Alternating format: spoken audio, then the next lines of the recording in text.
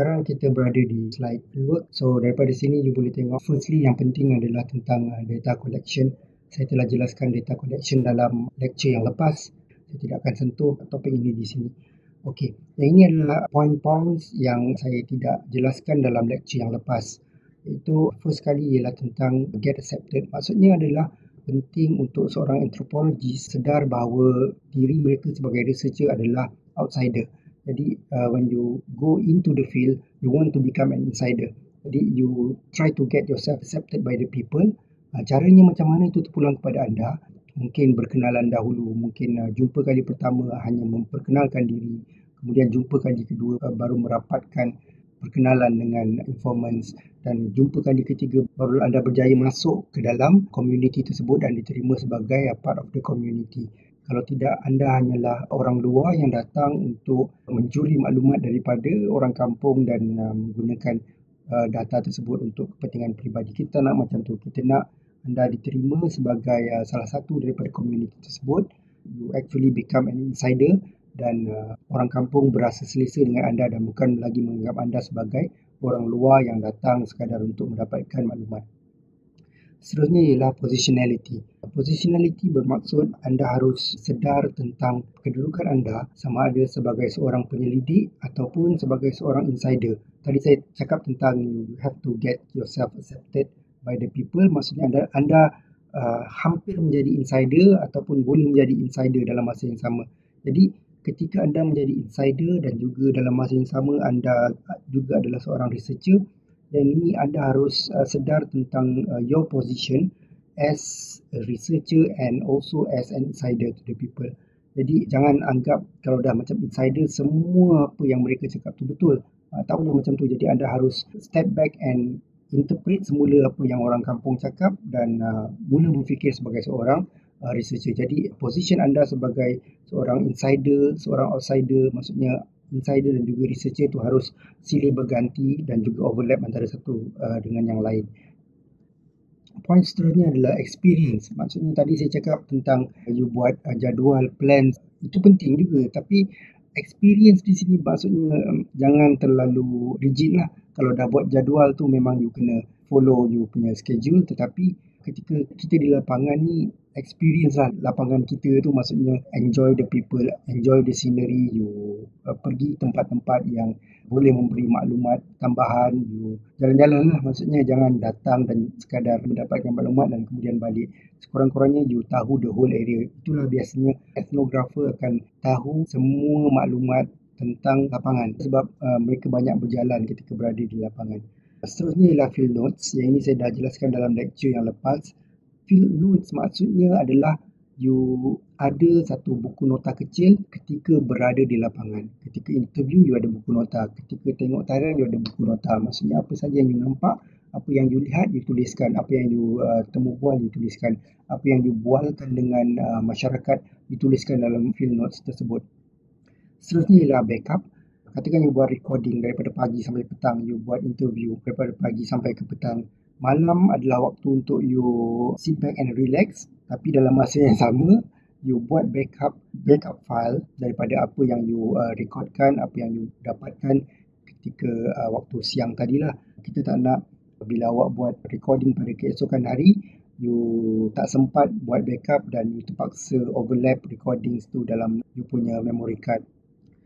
Seterusnya ialah log everything. Log everything bermaksud daripada field notes yang you tuliskan ketika buat observation dan juga buat interview, dan juga daripada audio recording, visual recording, video recordings. Semuanya itu tuliskan lognya, metadatanya, sebab biasanya ketika kita buat recording kita hanya mengenali performance ataupun penari ataupun nama pemuzik dan sebagainya. Kita hanya ingat pada waktu itu saja dan kita tuliskan dalam buku nota. Tetapi dalam recording kita tidak ada metadata tersebut. Maka seelok-eloknya ketika waktu malam you tuliskan log-log yang lengkap itu, you tuliskan maklumat-maklumat, file names dan sebagainya supaya you tidak lupa tentang maklumat tersebut bila you balik ke tempat asal you lah. Kadang-kadang kita dah balik daripada lapangan ni, tiba-tiba kita tengok satu video, kita lupa siapa penari ni, siapa pemuzik itu, di mana tempat video ini dirakamkan. Padahal pada waktu itu kita dah tulis dalam field notes, bila kita rujuk balik field notes, semuanya dah bercampur. Jadi kita tak dapat nak kenal pasti maklumat apa untuk video yang mana misalnya. Seterusnya ialah organize data. Pada waktu di lapangan, masa kita singkat. Tapi kalau ada masa, you boleh organize data you ketika berada di lapangan. Sebab itu saya sebutkan tentang log, tentang field notes. Kadang-kadang kita tulis notes banyak sangat, kita tak boleh nak organize. Misalnya you ada nota tentang interview, and then you ada nota tentang rakaman video misalnya.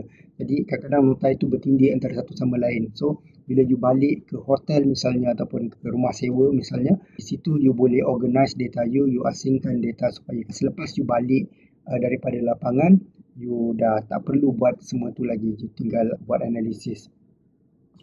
Seterusnya ialah adapt and improvise. Dalam lecture sebelum ni saya sentuh tentang you plan and organize and schedule your research. Walaupun you dah plan, walaupun you dah organize baik-baik dalam jadual you, tapi kadang-kadang ketika berada di lapangan ni macam-macam hal boleh berlaku. Kadang-kadang kita dah buat appointment dengan informants, tapi informants tu let's say dia ketua kampung. Kemudian dia ada hal lain yang terpaksa disettlekan hari tersebut, yang mana hari itu adalah hari temu janji kita dengan dia untuk buat interview, tapi dia tak ada. So you have to improvise. You nak buat apa, takkan you nak lepak dekat hotel, you nak lepak dekat rumah, tak buat apa-apa. So you mesti ada sesuatu yang boleh you gantikan dengan acara yang tak dapat you realisasikan pada waktu itu. Maksudnya improvise lah setiap masa. Walaupun kita ada jadual, kita tidak boleh rigid dengan jadual tersebut. Apa saja yang berlaku, kita harus improvise. Last sekali, poinnya adalah return. Return ni maksudnya you mesti balik, you mesti keluar daripada lapangan you. You have to get in and you have to be able to get out from the field. Maksudnya apa, kadang-kadang orang ni pergi lapangan, kadang-kadang bila lelaki you comel sikit, you handsome sikit, bila pergi lapangan ada awek-awek kat sana, akak-akak kat sana suka kat you pun terkahwin dengan diorang dan you terus tinggal di lapangan dan tak balik-balik dah. Ramai anthropologist, ethnographer daripada western countries yang pergi ke lapangan, bercinta dengan orang di lapangan, kahwin dan beranak pinak di sana, tak balik dah ke negara asal mereka. Ini penting supaya you sedar bahawa you adalah outsider. Bila you datang ke lapangan, you cuba untuk menjadi insider dan berjaya seterusnya menjadi insider, tetapi you haruslah mampu untuk keluar daripada lapangan. Untuk apa? Supaya you mampu untuk berfikir secara kritikal tentang apa yang you lihat di lapangan dan you boleh memberi interpretasi yang tidak berbelah bagi terhadap data-data di lapangan. Bila you gagal keluar ni, maksudnya you akan memberi interpretasi yang bias terhadap lapangan you lah. Sebab you dah bercinta dengan orang sana, semua tentang yang di sana jadi baik pada mata you. So itulah maksudnya you kena balik dan berjaya keluar daripada lapangan.